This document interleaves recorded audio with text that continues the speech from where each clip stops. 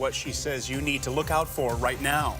And a local story that really takes the cake. We're going to tell you more about this family's 37-year-old tradition. Those stories and much more local news right now. From WBNG, your weather authority, this is 12 News at 6. Buffalo Fire Department historian said this was the first time in Buffalo Fire history that they could not respond to emergency calls because of how severe the conditions were. None of us have ever seen it. I don't ever want to see it again. Our top story tonight, recovery efforts still underway after what was described by Governor Kathy Hochul as the most devastating storm in Buffalo's long storied history. A new update, at least 27 people have died in Erie County as a result of the storm. Officials today stating that unfortunately will go up as the expected deaths as more people are found around the area. Hundreds of National Guard troops have been deployed to help with rescue and recovery efforts as many travel bans remain in place at this hour. Governor Hochul addressed the state this afternoon, sending her condolences to those who not only lost a loved one, but to the first responders as well. Our hearts are breaking for them, and we'll be there to support their families and get them through this, but also the people who are the ones who find their loved ones. It does take a toll, and I wanted these people, as tough as they know they are, to know that we need to make sure that they can handle the circumstances they're in, because none of them ever thought that this is what they'd be doing on their Christmas holiday either. Hochul said that she has spoken with President Biden, who has promised to swiftly approve her request for a federal emergency disaster declaration. Here at home, Broome County Executive Jason Garner has taken to social media and Facebook to announce that Broome County is one of 6 counties across the state providing emergency dispatch assistance to Erie County. He said, quote, "I want to thank our awesome dispatchers who are volunteering their work and overtime on this mission in order to provide assistance to our neighbors in Buffalo during this terrible storm." End quote. Well, now here's our live look across Johnson City. Howard, it's been a cold few days for us. It has. You know, again, it was the 6th coldest Christmas on record here in Binghamton, and it continued here this morning. It was single digits this morning. Satellite and radar showing a lot of clouds moving into the area. There could be a couple of flurries, but again, we are not expecting much at all here for tonight other than an increase in clouds. We're in the teens to low 20s across the region. Pretty consistent temperatures. You got, of course, Mount Washington up there in the sky at a goose egg. But as far as what we're looking at locally, 18 in Norwich, 18 in Windsor, 18 in Conklin, and we've got 19 in southwestern Shenango County in green. This evening, clouds increase, temperatures in the mid-teens. Again, a couple of flurries are possible, but if you don't like this bitter cold that, well, you consider it bitter cold, it's going to warm up in a big way, and we'll talk about that coming up. All right, Howard, thank you. Well, attention Endicott residents, with the holidays, the refuse collection schedule has changed. Refuse and recycling collection will be, for today, was moved to tomorrow, Tuesday the 27th. Tuesdays will be moved to Wednesday the 28th. Wednesdays will be moved to Thursday the 29th, and then Thursdays will be moved to Friday.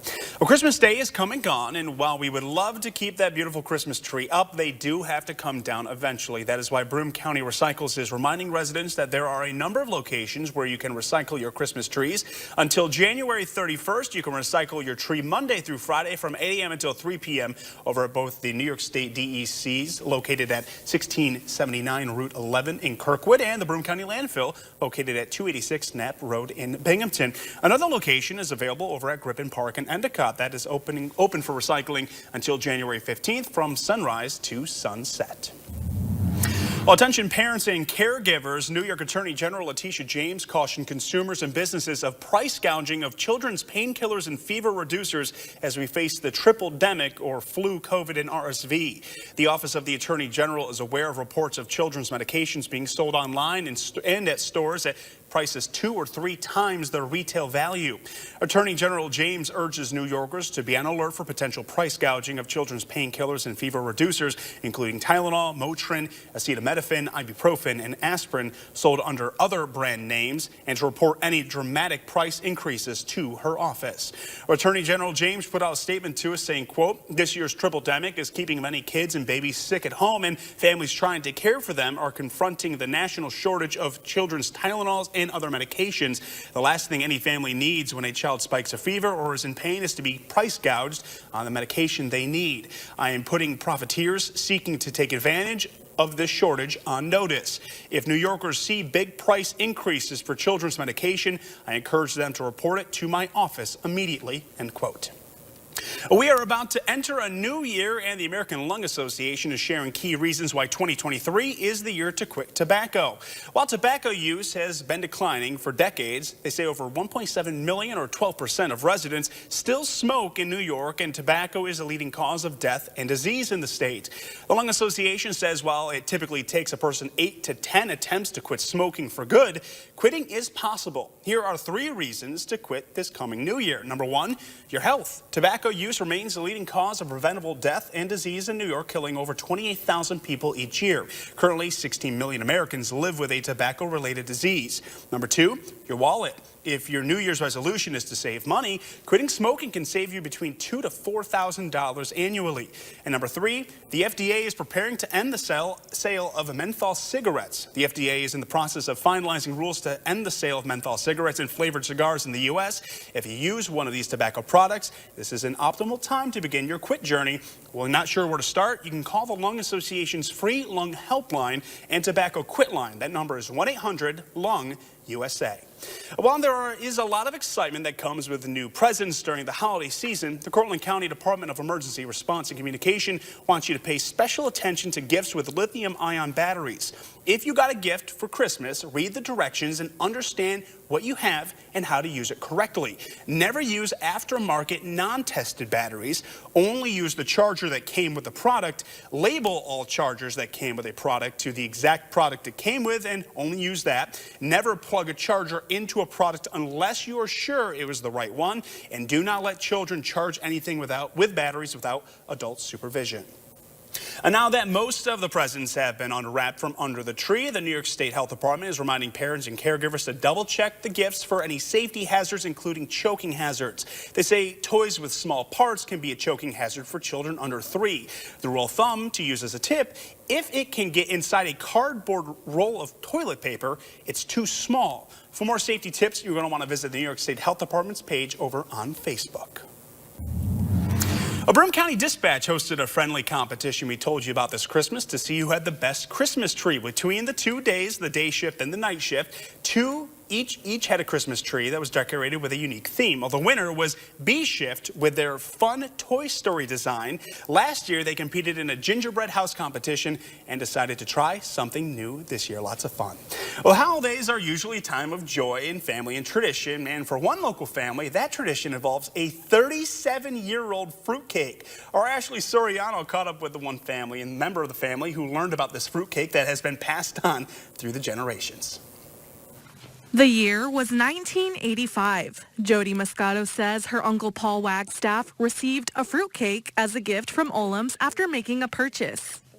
Gave it as a gag gift to either my brother or my other uncle, and then they just kept passing it each year, and it developed into a tradition that whoever got the fruitcake next hosted the next year's party. Moscato's father and 2 uncles kept the Wagstaff tradition alive. And over the years, more and more family members joined in the fun. But instead of buying a new fruitcake to pass on each year, the family has reused the same exact fruitcake for almost 4 decades.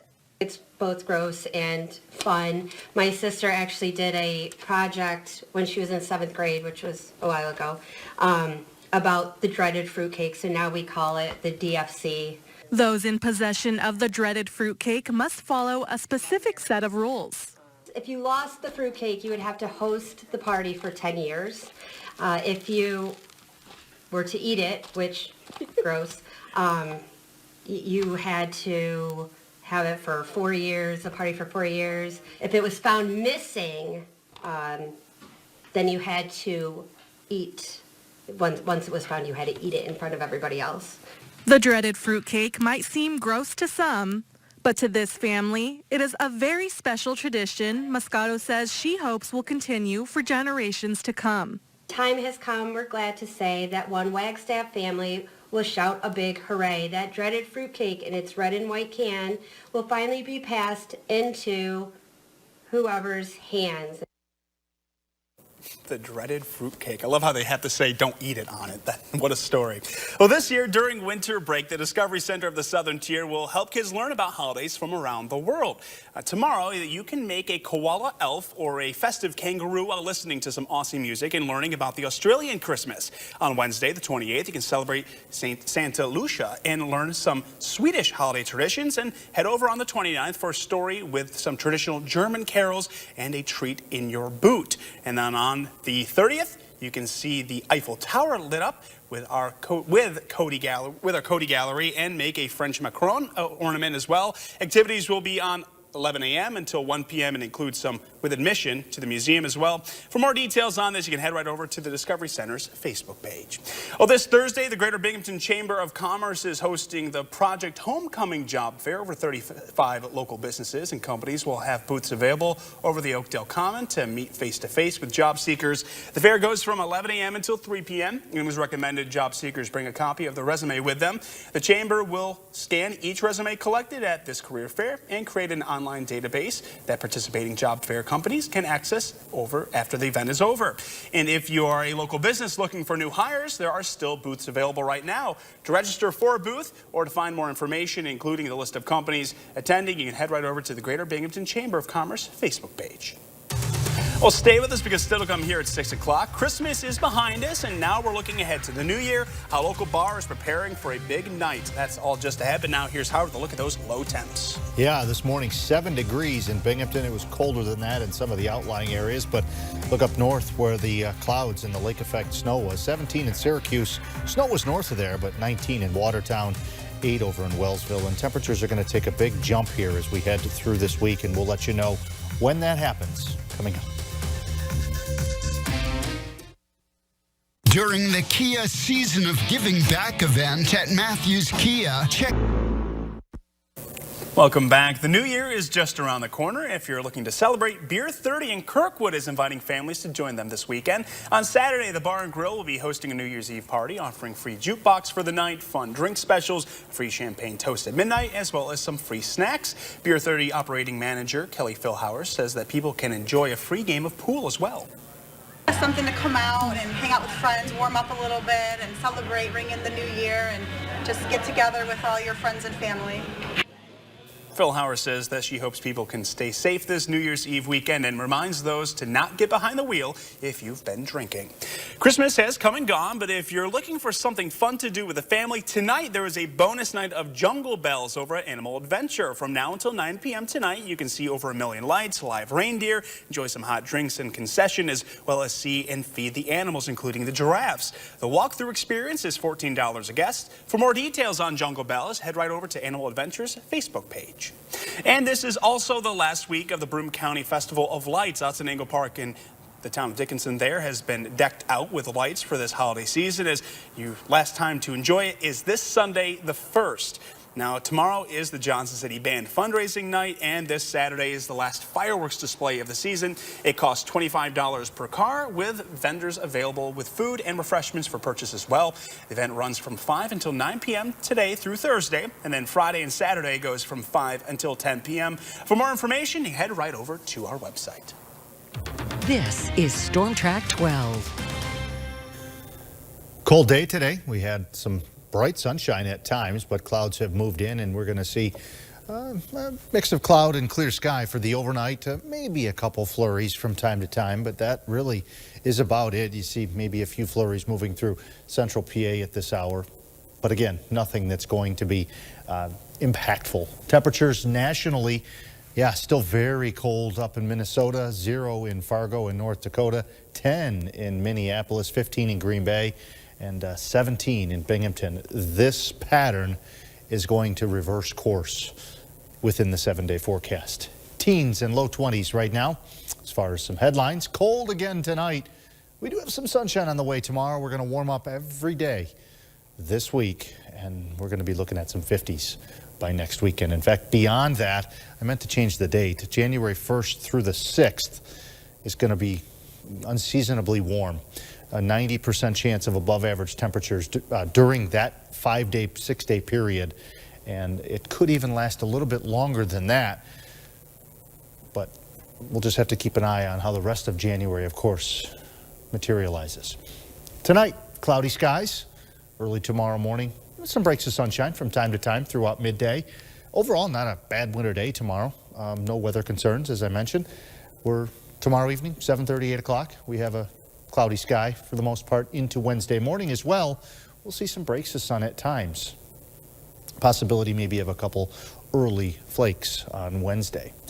But taking a look at that temperature forecast by midnight tonight in the teens. So, I mean, some of us are there right now. We're not going to drop a whole lot here tonight because I think with those clouds increasing, that will keep our numbers up just a little bit. We're in the early day tomorrow. We're in the teens around daybreak. Midday tomorrow, we're in the low to mid 20s, some upper 20s possible. And then by dinner time tomorrow, we're still holding off in the teens to low 20s. 12 tonight, partly to mainly cloudy, 8 to 16. That 7-day forecast. Flirting with 30 tomorrow, 37 on Wednesday. One of the bullet points in my headlines there mentioned each day this week getting progressively warmer, and that will be the case. We're looking at 50 degrees, I think, by New Year's Eve and New Year's Day with some rain showers possible. Each one of those days, we'll keep an eye on that. But again, yeah, it's been a cold weekend, but we're going to completely reverse course here as we see there over the next 7 days. Rex, our director, wants me to mention ice fishing here. Is there any chance, people may be able to get out in the next couple days? I was on the ice today, but with that warm weather coming in, it's going to be degrading that ice, what is out there. So always use caution. Real quick, though, with the rain in the forecast for next week and then, the warmer temperatures, any chance of flooding? Is it too far to really think about that? No, I don't see any signs of any problems like that. But anytime you have a prolonged warm-up like that, a prolonged warm-up is better than a sharp warm-up because as that progressively lets the water run into the main stem rivers versus coming in all at once. Gotcha. All right, Howard, thank you so much. And now it's time for a check on sports. Jackson, what do we got going on tonight? Yeah, thanks, Scott. Christmas is over, but the New York Jets got a late gift today. Their starting quarterback got some good news about his injury. We have the details coming up next.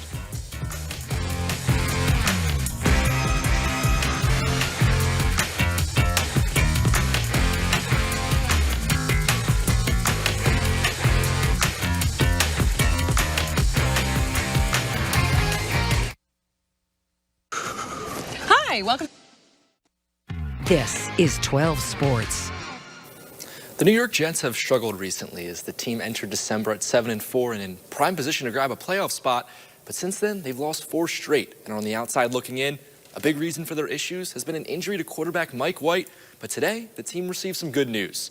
According to a report by the New York Post, White has been cleared by doctors to return to the lineup. The quarterback has missed the past 2 games as he's been recovering from broken ribs that he suffered on the second half hit during the Jets' loss to the Buffalo Bills back on December 11th. White was not always New York's starter this season. The 2018 fifth-round pick was the backup to former number 2 overall pick Zach Wilson. But after Wilson struggled and then failed to take accountability during a post-game press conference, White became the new starter, beginning with their November 27th game against the Chicago Bears, where he led the Jets to a 31-10 win. And so far in his 3 appearances this season, he's thrown for over 950 yards with 3 touchdowns and 2 interceptions while rushing for another score. Head coach Robert Saleh also announced today that Zach Wilson has most likely played his last snaps of the season. Going into their next game, Joe Flacco will be the backup to White, and Chris Streveler might even be used in some packages, while Wilson will be inactive. This comes after a report earlier this week that the Jets are expected to move on from the second-year Wilson this offseason. So, White will be getting the start next Sunday, January 1st against the Seattle Seahawks, and it's an important game for both these squads. New York is currently 9th in the AFC, putting them out of the 7th and final playoff spot, but because of the Miami Dolphins' loss to the Green Bay Packers yesterday, the Jets are in good position to be able to make a late season push, because according to some models, if New York wins their last 2 games, they have a 91% chance to make the postseason, while for Seattle, it's a similar story. They're in the 8th spot in the NFC, and if they win their last 2, they have a 74% shot at the postseason. So, I mean, we're talking about the playoffs, but basically this is a playoff game for both of these teams. Yeah, no, seriously. The last 2 games you could argue are playoff games for the Jets here. It's going to be interesting, though. It really has been just great news to get Mike White back in the lineup. It took a couple doctors. He had to go see a couple different independent doctors to get that clearing, but Bettinelli's back in the lineup. Should be good for the Jets. All right, Jackson, thank you so much, and stay with us. We'll be right back with one final check on the forecast after this. The holiday. And one last check, Howard. Yeah, I mean, really no weather issues here tonight or tomorrow for that matter. We have at least, I think, some periods of sun during the day tomorrow. Maybe a weak disturbance coming through Wednesday morning could bring a few flurries or snow showers early. Again, really inconsequential. But then what will be of consequence will be the warmth coming here. We're going to be going into the 40s, quickly on up into the 50s by, I think, the end of 2022 and the beginning of 2023. It does look a little bit wet at times, but again, at this point, as we mentioned before, Scott, I don't see any real reason to be concerned. We'll watch it, of course. There will be a progressive melting, which is, of course, better than a flash melting. You got that right. No high school sports to worry about right now. Actually, it's starting tomorrow. Some high school. They're back some already. high school basketball holiday tournaments starting. So it shouldn't be too bad travel for those. All right, not too bad. Howard, thank you so much. And thank you all for joining us tonight here on 12 News at 6 o'clock. The CBS Evening News is up next, and then we'll see you on the CW 10 and 12 News at 11 later tonight. Enjoy the rest of your evening, folks.